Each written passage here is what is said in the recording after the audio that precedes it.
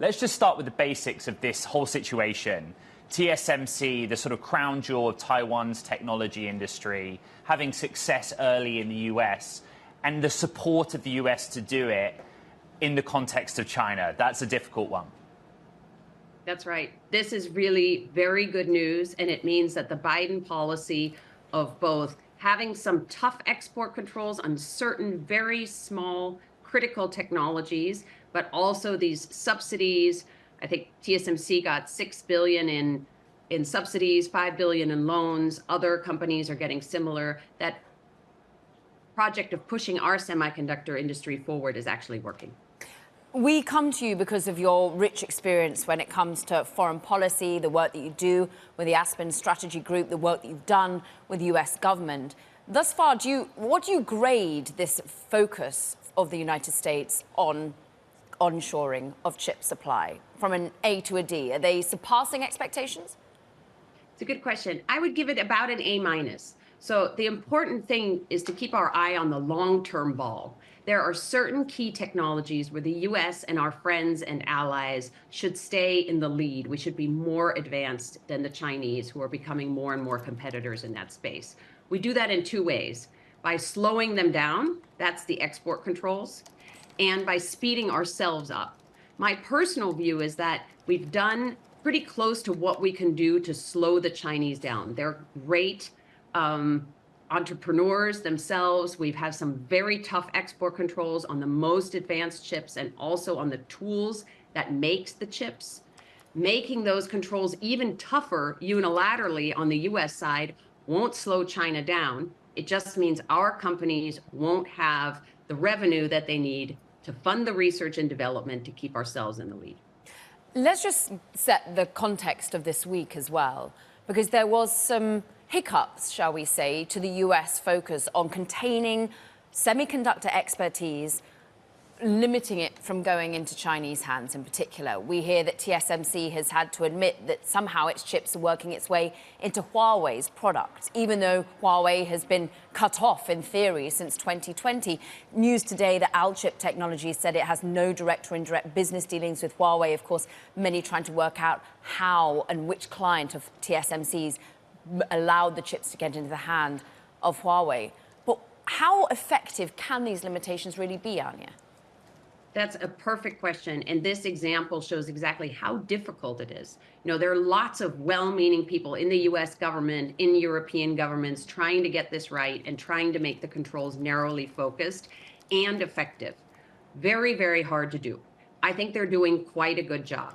I worry, however, that, for example, you see some folks who might go into a Trump administration, very tough on China, China hawks saying, well, we're just going to control more. We're going to put more companies on the entity list.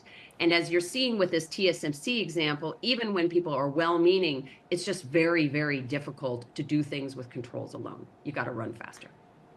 Which is more powerful then? We've covered the export controls part of this story deeply on this program.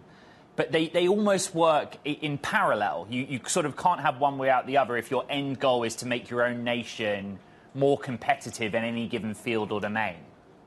That's absolutely right. I'm firmly on the side of running faster is better. We have an amazing innovation engine. I live out here in California. You all report on it all the time. We're doing great.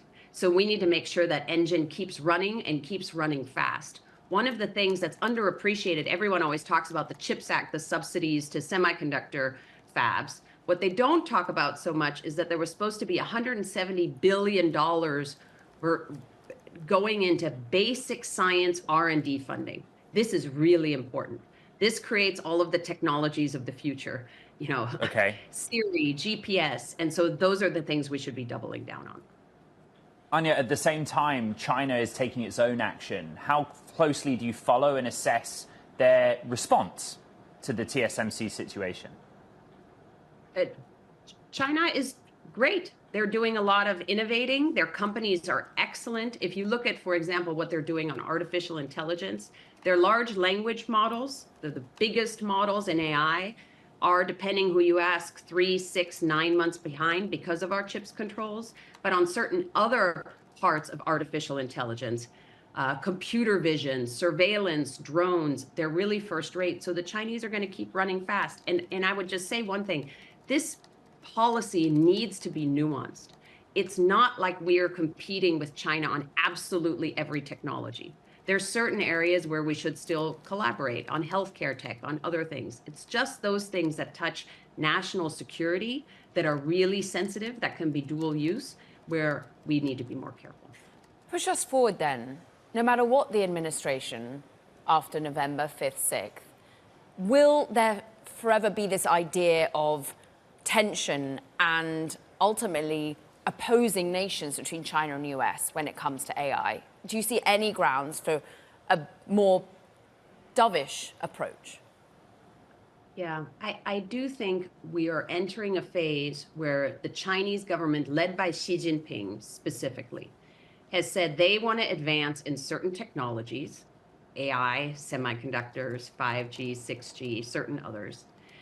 They've set this out in the plan. And they want to have a very dominant military. And those two things are quite worrying, understandably so, to the US, Europe, our friends and allies.